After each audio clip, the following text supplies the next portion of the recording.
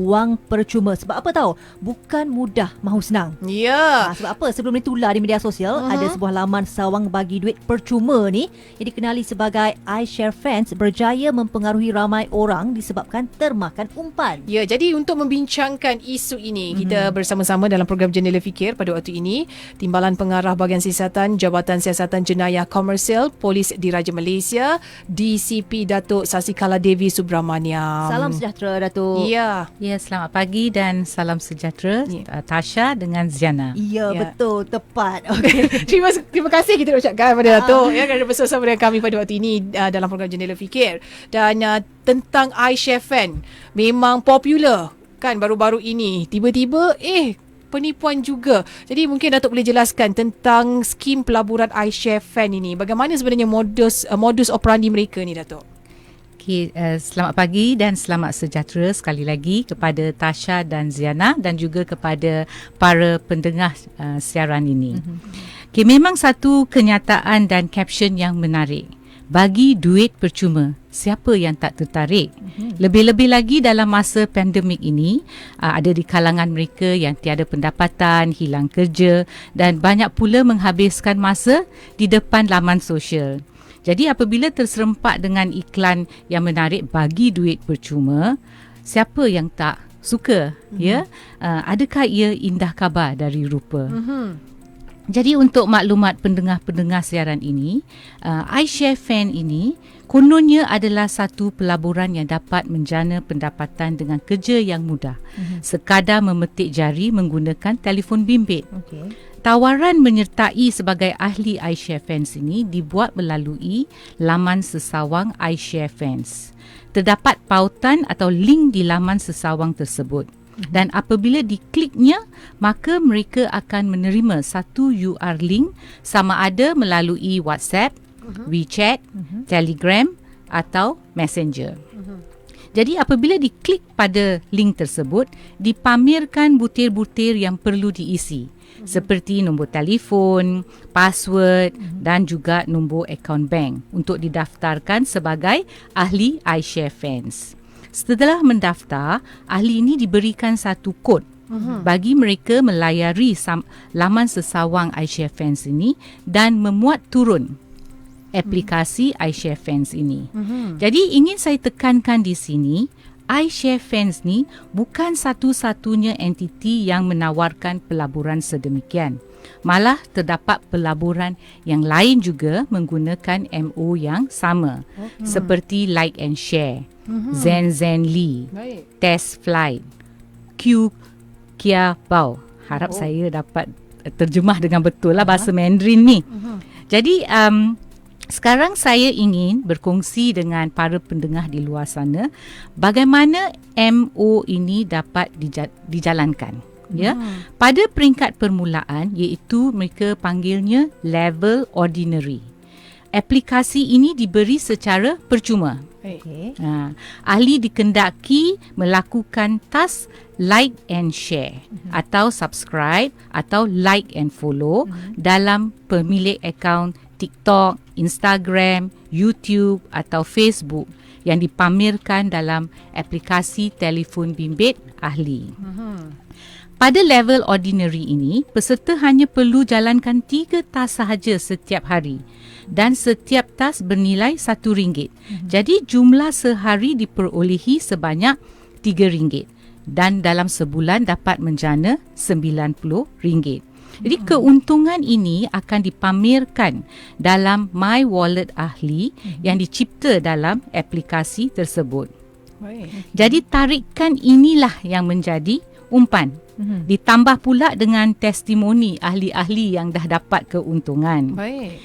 Jadi secara semula jadinya manusia ini mempunyai naluri tamak, kan? Bila dilihat begitu mudah, ya, kaedah untuk mendapatkan keuntungan, maka seseorang itu tertarik kepada tawaran package-package yang dipromosikan yang menjanakan keuntungan yang lebih tinggi. So dalam iShareFans ni dia ada 9 peringkat. Okey. Dan setiap peringkat itu mengkendaki ahli membayar modal. Baik. Jumlahnya bergantunglah kepada peringkat yang dipilihnya. Tadi level ordinary percuma. Kalau peringkat yang lebih tinggi tu nak kena bayar modalnya. Okey, modal tu dah berapa tu? Kebiasaannya. Ada sehingga sampai level ke-9. Wow. Jadi bergantung. Misal kata level 2 dipanggilnya silver, modalnya hanya RM100. Okey. Dia kena buat 5 tas sehari, nilai tas RM1 satu tas. Jadi RM5 sehari kali dengan sebulan RM150. Baik. Dia lagi besar lagi komisen dia bagi dekat kita. Ya, betul. Okey. Jadi dia berperingkat-peringkat sehinggalah level ke-9. Ya. Kalau kita lihat level 9 dipanggilnya 5 bintang supreme. Oh, okey. 5 bintang. Ya, nak dibayar modalnya RM18,000. Oh, patutlah. Tapi tasnya 190 tas sehari dengan nilai RM3.80. So dalam jangka 21,000 sebulan dia akan memperolehi keuntungan. Jadi ahli ni dia mempunyai pilihan. Sama ada dia nak pilih level ke, dia nak tukar level ke, dia akan dijanjikan keuntungan dan juga diberi balik modalnya dalam masa 25 hari. Baik. Ya. Nak umpan dia ni. Ya. Dan setelah selesai tas ini, tas maksima yang diberikan setiap hari, aplikasi itu akan mempamerkan tas telah selesai. Jadi ahli ini dia kena screenshot.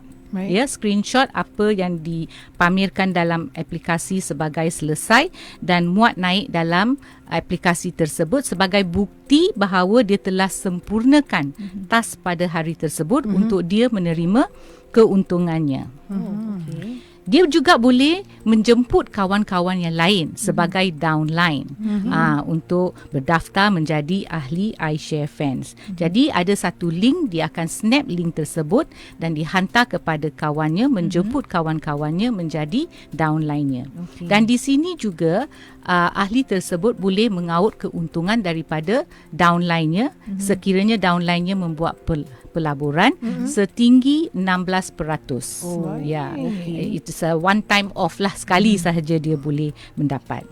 Okey. Sekarang mungkin Tasha dengan Ziana ingin tahu apa yang di-like dan di-share dalam aplikasi tersebut. So banyak pemilik akaun seperti TikTok, Instagram, YouTube, Facebook yang dimasukkan dalam aplikasi tersebut. Okey. Jadi ahli-ahli ni perlu like dan share atau like and follow atau subscribe kepada pemilik-pemilik akaun tersebut. Jadi dikatakan di sini, contohlah kalau ada page artis dalam TikTok, kan? Di sini dia iShare Fans akan menunjukkan kota yang perlu dipenuhi untuk like dan follow supaya pemilik akaun ini iaitu artis itu akan mendapat rating yang tinggi. Maksudnya iShare Fan mendapat bayaran daripada pemilik akaun kononnya lah. Jadi iShare Fan ni sebenarnya menjadi orang tengah di antara pemilik akaun dan untuk mendapatkan follower, ahli-ahli untuk like pemilik akaun tersebut. Itu sebenarnya modus operandi yang digunakan oleh iShare Fan. Tapi benda ni meletup kan apabila ahli gagal memindahkan keuntungan daripada My Wallet ke akaun banknya. Jadi kita dapat lihatlah dalam laman sesawang iShare Fan ni, dia beri alasan macam disebabkan oleh COVID-19, kelajuan proses semikan withdraw tu perlahan. Jadi timbullah laporan-laporan polis yang dibuat oleh mangsa-mangsa tersebut. Baik, itulah bermulanya laporan dibuat. Modus operandi kita dah tahu. Tapi kan dalam masa sama, Datuk, ada pihak yang mendakwa ni maklumat pemilik iShare Fans ni private dan sudah pun menimbulkan keraguan di situ. Bukan tu saja, syarikat ni juga masih baru. Syarikat ni didaftarkan pada bulan 8 tahun 2020 dan lebih meragukan lagi kerana domain didaftarkan hanya untuk setahun. Biasanya syarikat-syarikat besar ni akan daftar domain dalam tempoh 3 tahun macam tu kan. Dan selain itu sistem ganjaran cukup jelas kelihatan seperti sistem Ponzi, itu upline akan lebih untung berbanding downline yang dinyatakan oleh Datuk sebentar tadi. Jadi adakah sistem macam ni sebenarnya boleh digunakan di Malaysia? ataupun menyalahi undang-undang. Okey. Sebenarnya berapa jangka masa dia didaftar dalam domain tidak menjadi masalah. Tapi kalau kita melihat kepada maklumat-maklumat apa kata latar belakang iShare Fans ini, kita dapati bahawa hostingnya bukan di negara kita, di negara luar. Seperti dalam iShare Fans ni kita nampak di US, ya. Dan dianya meragukan kerana hosting ini tidak stabil. Dia apa kata sementara, kadang-kadang di negara US. Kemungkinan hari yang lain hostingnya di negara yang lain. Baik, berubah-ubah ya, Ya, Dato'? berubah-ubah. Jadi kita boleh rumuskan di sini kadang-kala maklumat-maklumat yang dinyatakan di dalam domain iShare Fans ni adalah maklumat yang palsu. Kalau kita Google dan lihat iShare Fans, dikatanya ianya milik sebuah syarikat. Alright, dan ahli-ahli ini pun kadang-kadang mereka pun menyiasat sendiri, pergi cari kat SSM, betul ke ini pemilik syarikat sekian-sekian, dan mereka telah menelefon pemilik tersebut yang berada di Perak. Jadi pemilik ini menyatakan dia tak ada kena-mengena dengan iShare Fans dan dia juga telah membuat laporan polis. Jadi kita boleh lihat di sini bahawa maklumat-maklumat yang dimasukkan dalam domain iShare Fans ini kemungkinan maklumat palsu. Jadi mereka tidak mendedahkan siapa di sebalik tabir. Baik, itu dia situasi dia. Memang kalau kata kita lihatkan Ziana, sekarang ni orang nak dapat duit ekstra mudah ya Datuk Ya. Tugas kita like saja, like share. Kita rasa macam mudah sangat. Tiba-tiba dapat pula commission. Siapa tak nak Datuk kan? Kalau dia offer kat kita pun kita nak juga. Ya, betul. Ya, tetapi bila ada package seterusnya tu, kat situ dah rasa meragukan pula. Kan ya, bila kena ambil beberapa ribu untuk package seterusnya kan. Dan kita nak tahu cerita tentang kerugian kan yang dihadapi ataupun yang kena pada mangsa ini tadi. Berapa banyak ataupun berapa nilai kerugian yang sebenar kalau dalam laporan yang dibuat. Okey, setakat ni selain daripada yang saya sebut tadi iShare Fans, kita ada pelaburan yang berbentuk sama kan, seperti Like and Share, Zenly dan sebagainya. Jadi keseluruhan ya, jumlah laporan polis yang telah dikemukakan kepada kita adalah sebanyak 56 sahaja. Walau bagaimanapun jumlah kerugiannya mencecah RM755,142.70. Jadi walaupun mangsa tak ramai tampil, tapi nilai kerugian setakat besar. ni amat besar sekali. Ya. Lebih daripada RM700,000. Itulah dia. Tapi Ya. kan biasanya dalam apa-apa jua kes, biasanya masih ada segelintir pihak, khususnya yang menjadi mangsa ni, mereka tak nak tampil untuk buat laporan polis. Mungkin kerana malu, Datuk. Kita nak tekankan kat sini, kenapa laporan polis ni perlu dibuat. Jangan kita simpan, jangan kita pendam, jangan kita nak malu-malu. Kita perlu hebohkan supaya orang lain tidak terkena. Itu memang betul. Ya, laporan polis ni adalah perlu. Kalau laporan polis tidak dibuat, semestinya pihak polis tidak akan mendapat maklumat-maklumat yang diperlukan. Kerana penipuan daripada satu mangsa kepada mangsa lain mungkin berbeza. Jadi apabila kita meneliti laporan polis ini daripada siasatan yang dijalankan, kita dapat menjana maklumat-maklumat yang boleh menjurus kepada mereka-mereka yang menjadi dalang di belakang pelaburan yang tidak wujud tersebut. Dan keterangan yang dikumpul ini memberikan rantaian keterangan di dalam kes-kes kita supaya kita dapat mengesan setiap mereka yang terlibat. Kadang-kala rantaian keterangan tersebut mungkin putus. Jadi kita perlukan laporan-laporan polis yang lain supaya kita dapat melicinkan siasatan tersebut. Okey. Baik. Dan adakah situasi ini kan Datuk merupakan satu kes yang dikategorikan sebagai penipuan cyber juga? Kalau kita lihat zaman sekarang ni terlalu banyaknya mereka menggunakan laman media sosial kan ya untuk mencari mangsa. Ramai mangsa yang orang kata tertipu dengan tawaran-tawaran yang mereka berikan ini. Dan bagaimana kes ini dapat diselesaikan? Adakah apa-apa tindakan yang akan diambil ataupun kita nak tahu juga berapa lama pula tempoh yang akan diambil itu? Ni soalan cepu mas ni. Okey, memang boleh dikategorikan ianya adalah penipuan cyber. Mengapa? Ya, kerana semuanya di alam maya. Right? Ahli yang melabur tak kenal dengan siapa dia berurusan dalam pelaburan tersebut, dan iShare fans juga tidak bersemuka ataupun menonjolkan diri kepada mana-mana ahlinya. Ya, bayaran semuanya dibuat secara online. Imbuhan yang diterima juga secara online. Jadi kes-kes sedemikianlah yang merupakan cabaran yang paling besar kepada pihak penguatkuasa. Cabarannya adalah untuk mengesan orang-orang di belakang tabir iShare fans ini. Ya, maklumat-maklumat tentang pemilik juga macam tadi saya katakan kebiasaannya palsu.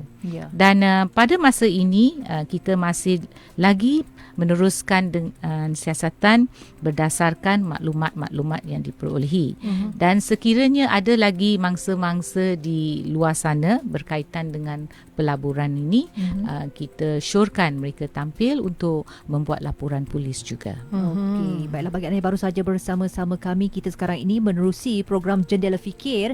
Kita bincangkan tentang iShare Fans, penipuan skim pelaburan wang percuma. Kita bersama-sama di CP Datuk Sasikala Devi Subramaniam yang merupakan Timbalan Pengarah Siasatan Jabatan Siasatan Jenayah Komersial Polis Diraja Malaysia. Baik, Datuk, kita nak tahu, mungkin Datuk ada tip untuk untuk diberikan kepada pendengar-pendengar kita. Macam mana kita nak tahu tawaran yang kita nampak kan di laman media sosial, ataupun mungkin kawan kita datang, ini ada peluang baik ni kan, ya, nak buat extra income, nak pula dalam situasi pandemik COVID-19 ni, ramai orang nak cari extra income kan. Tapi macam ni kita nak kena pasti macam tak berapa betul je, supaya kita tidak menjadi mangsa kepada penipuan sebegini, Datuk. Sedarilah tiada pulangan lumayan tanpa usaha, ya, ataupun mengeluarkan keringat kita, ya. Itu jadi, realiti, ya? Ya, itu memang realiti. Jadi mana-mana pelaburan yang menawarkan pulangan yang tinggi dalam masa yang singkat, kita perlulah berwaspada, kan. Ada pelaburan yang dibuat laporan polis ni dalam 3 jam boleh dapat keuntungan. Bayangkan, dalam 3 jam. Ada yang menawarkan dalam sebulan boleh mendapat setinggi 50%. Jadi pelaburan yang menjanjikan keuntungan sedemikian tak masuk akal. Ya, kalau kita simpan dalam bank pun atau menjalankan apa-apa projek yang besar pun, kita tidak akan mendapat pelaburan yang sebegitu tinggi.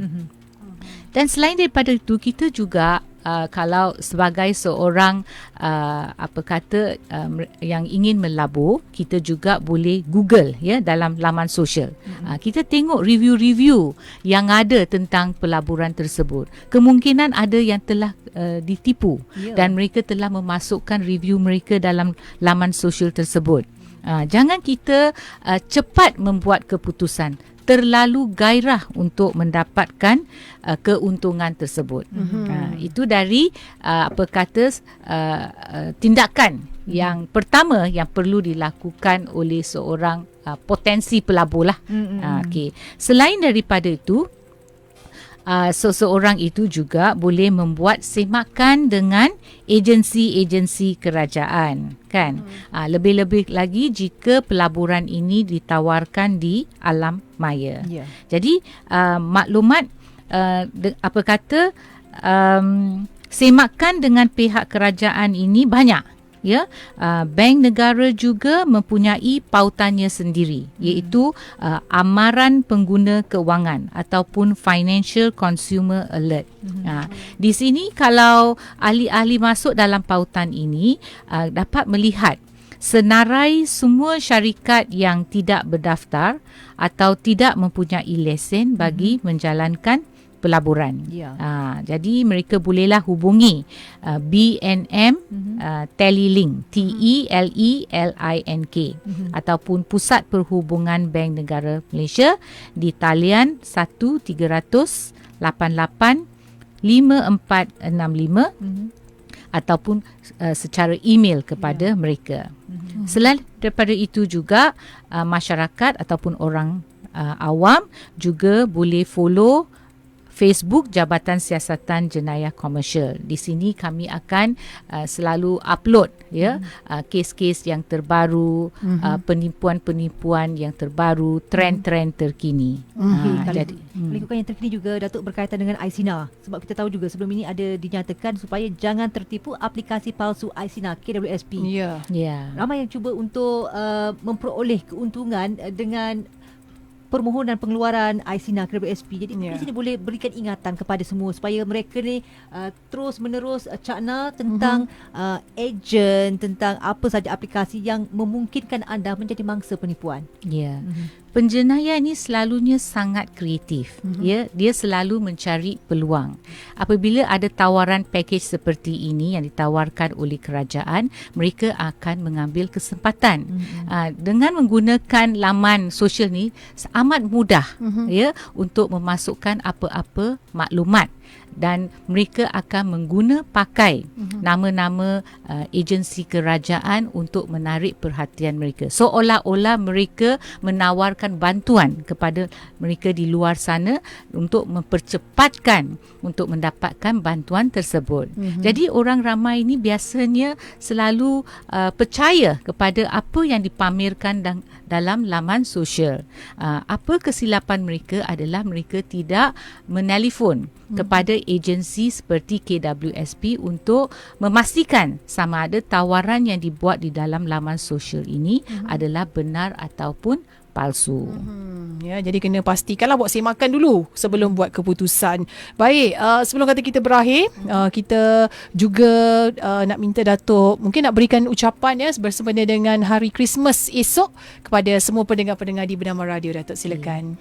Di kesempatan ini, saya bagi pihak Jabatan Siasatan Jenayah Komersial ingin mengucapkan selamat Hari Christmas, selamat Hari Natal kepada mereka yang meraihkan Hari Christmas atau Hari Natal, dan juga untuk kita mengikuti SOP-SOP yang telah ditentukan selaras dengan pandemik yang dihadapi oleh masyarakat kita pada masa ini. Terima kasih. Ya, baik, sama-sama. Kata tu Kiran ni di Facebook ni, pendedahan terbaik untuk mendidik masyarakat. Betul, jangan kita menjadi mangsa penipuan dan jangan biarkan diri kita ni ditipu. Hidup-hidup orang kata kan, nampak saja tawaran memanglah kita ramah mata macam wow, banyaknya keuntungan, wow, inilah masanya, tapi rupa-rupanya jangan tertipu.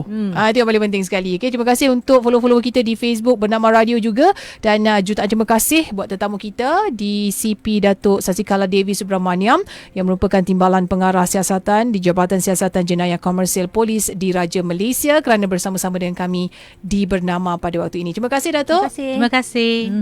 Terus setia bersama-sama kami Bernama Radio, stesen berita bisnes anda.